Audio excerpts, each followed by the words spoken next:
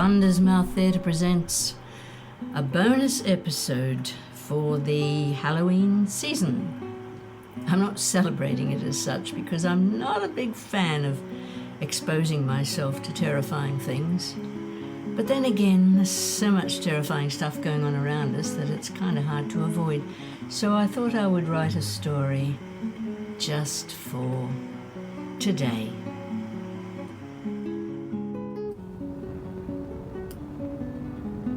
Oh, really? Where to begin? Perhaps at the end. It's not that far away. I see it every day a little more clearly.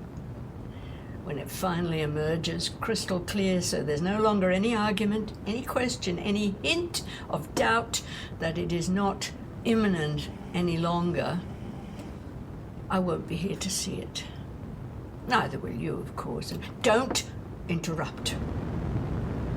You asked me why I am crying. Have the decency to listen while I at last even, try to explain. I know what you want to say. You want to tell me yet again that it will be all right, that it'll be better than all right, because you know what has to be done. You know how to make it all right.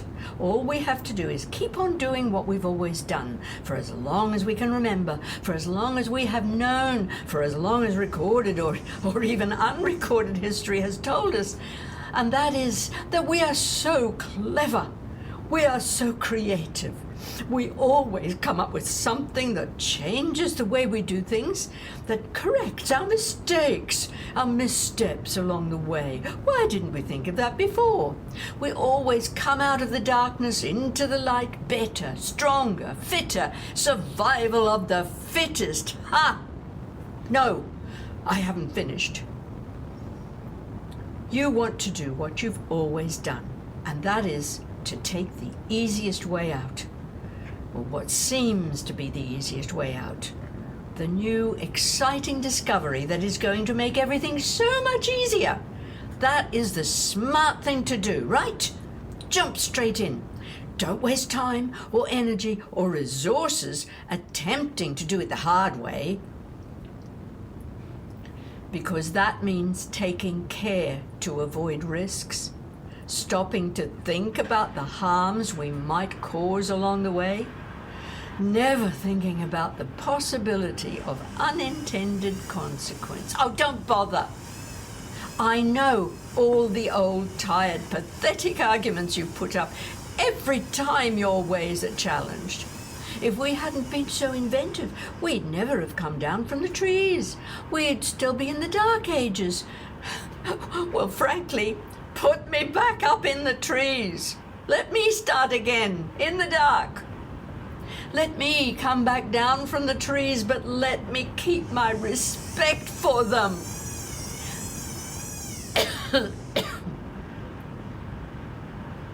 My love for the safety they offered me. Let me find my way to help my family, not to do better for themselves, not to strip the land so that we could find easier ways to feed ourselves,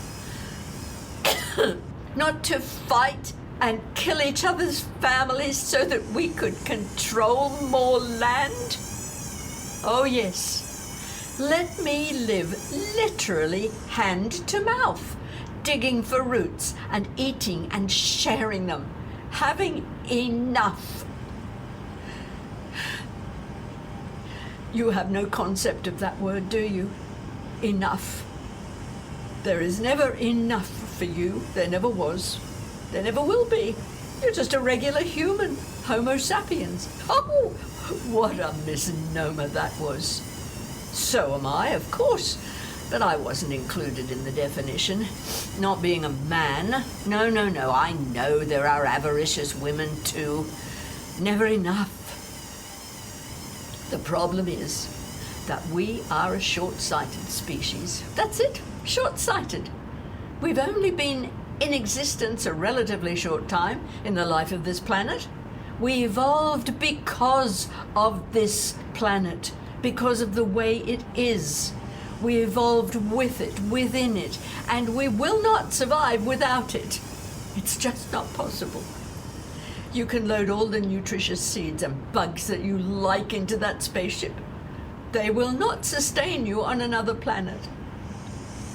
Another planet will be too busy sustaining itself. You do not belong there. And the real reason why this is such a ridiculously stupid idea is because no matter what you find there, it will not be enough.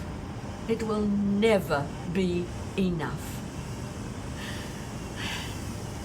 There are two kinds of humans, yes, and I don't mean two or however many different genders you like to define. We are all humans, and there are two kinds of humans.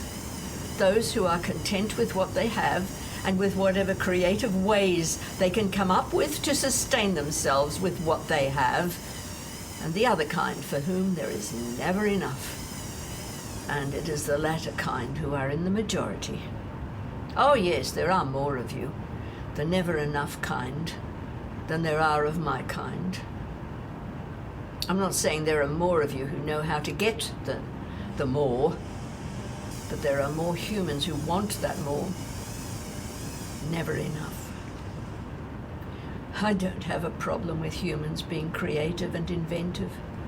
But did we really have to trash our homelands in order to satisfy the ones for whom it was never enough? Don't answer that, because you have no answer.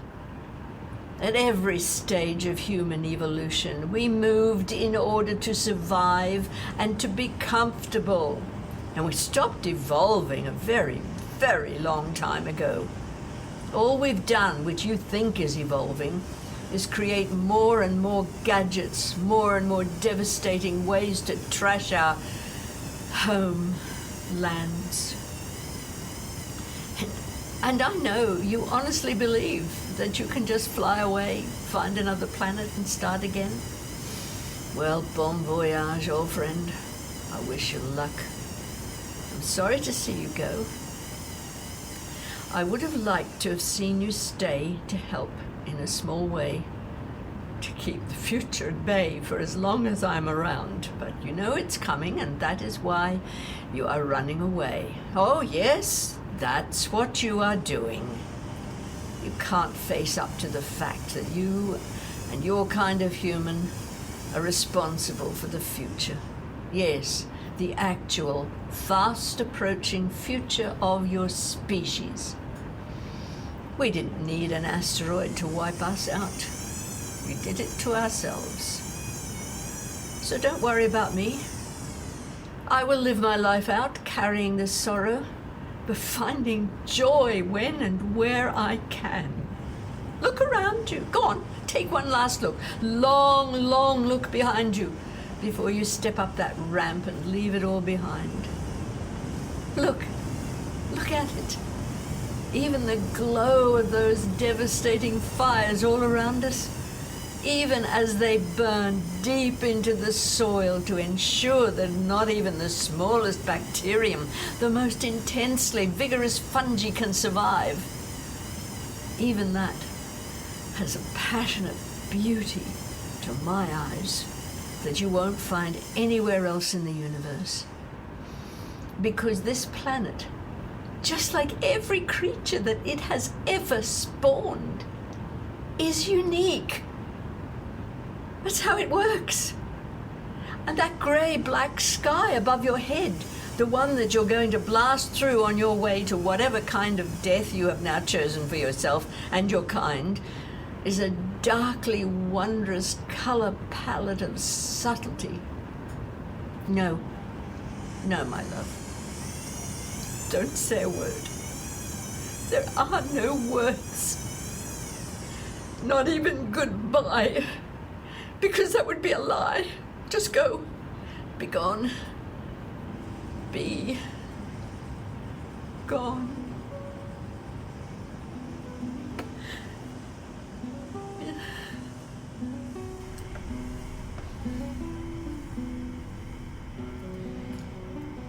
And And there you have it, my attempt at writing a horror story. Not a lot of fiction about it, though. Anyway, I hope you enjoy scaring yourselves half to death this evening. I'm off to High Wycombe in the train this afternoon to go to the Hubfest tomorrow, where I'm going to have some fun with great people and learn more about beautiful podcasting making.